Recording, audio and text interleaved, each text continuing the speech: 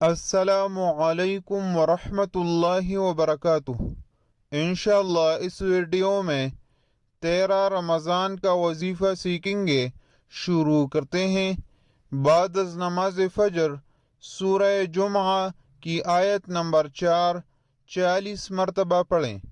آیت یہ ہے: ذَلِكَ فَضْلُ اللَّهِ يُؤْتِيهِ مَن يَشَاءُ واللہ ذو الفضل العظیم۔ بعد از نماز ظہر سورہ فلق 47 مرتبہ پڑھیں۔ بعد از نماز عصر سورۃ الناس 47 مرتبہ پڑھیں۔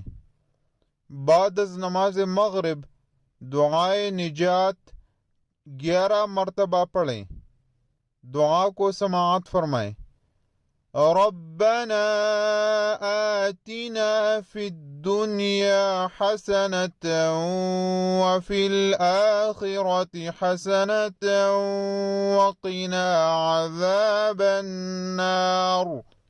فائدہ: دنیا و آخرت کی کامیابی کی مذکورہ دعا آن حضرت صلی اللہ علیہ وسلم کی محبوب ترین دعا ہے۔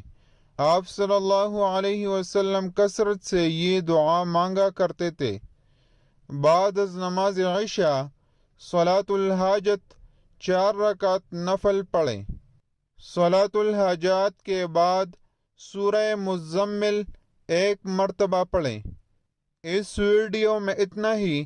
اللہ حافظ۔